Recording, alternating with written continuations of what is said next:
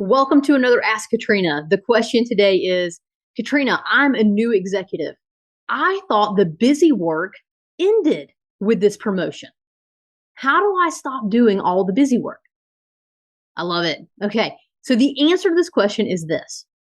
Typically, busy work doesn't really happen at the executive level. So if you're wondering why you're still doing busy work, it's a great question to ask because I agree with you. It doesn't really continue. You are more so in meetings, you are more so in discussions, you are navigating relationships and building relationships with people and influencing and driving change through individuals, right? There's not a whole lot of paper pushing or busy work or checking boxes. I mean, there's a little bit of that, but not to the degree that you're probably used to before you reach the executive seat. So again, if you're asking yourself this question, I'm proud of you for asking because the likelihood of you continuing to have to do busy work is pretty slim. So then if you're doing it, why? Why are you doing it? Why does it exist in your role? And good, again, you're asking the right questions. What I have found through personal experience and through helping other women navigate this is that it is actually, and unfortunately, but it's the truth, so I'm going to lay it on you.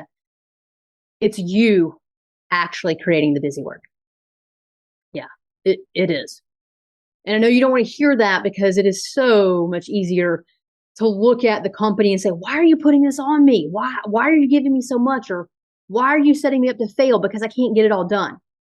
And the reality is this, and this is what I bring these clients, my clients, these beautiful, amazing, smart women that I help every day. This is the thought process that I take them to. And so let me walk you through it as well. The company wants you to add value to the organization. That's it. That is the one rule that we all have to follow in business. So we have to add value. The company wants you to add value. They don't want you busy. They want you getting results. So it's counterintuitive for them to keep you busy in a way that isn't generating results that they want to see. But what happens is that especially when we step into this new role, we keep doing the busy work and we do it to ourselves. And there are a multitude of factors, right? The first reason is that we have not created our executive brand. We don't know how to exec correctly. And so we're trying to look and say, well, what do I know how to do that I feel comfortable with, that I can maintain a little bit of confidence if I go execute whatever it is?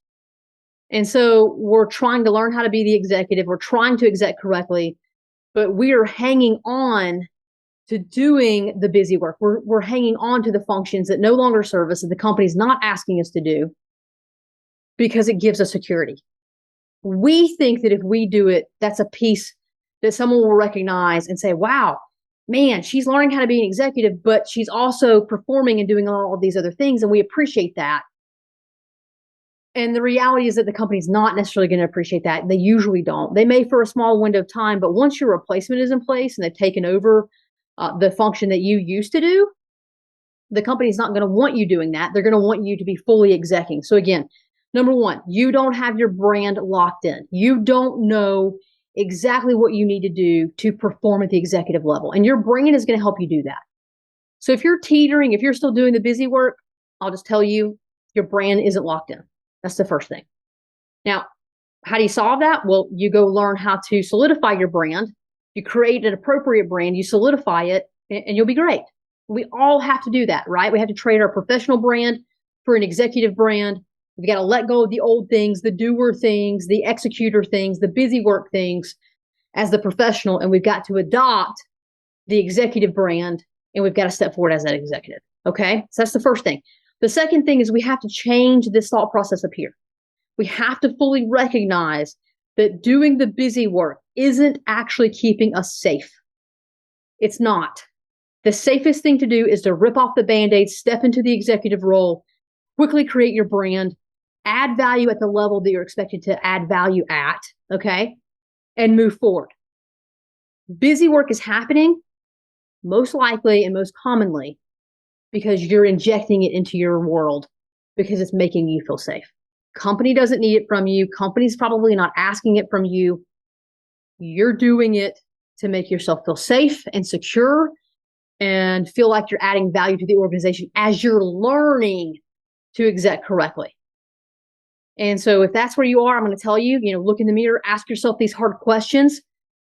Chances are that's what's happening. And so then what you do, again, you rip off the Band-Aid, you step forward, you start executing correctly, you build that professional brand so that you can exec correctly. And then the busy work goes away and you're a full-time executive. If you want help with that, I'm always going to tell you, we're here. Let us help. Schedule a free, no charge, 30-minute executive brand assessment call with us and let us look at your brand together. Let us put our heads together. Let my team help you and give you some quick pointers on how to move forward. That's what we're here for. All right. Have an awesome day. I always sign off with this with the podcast. I'm going to start adding it here. Go and be legendary.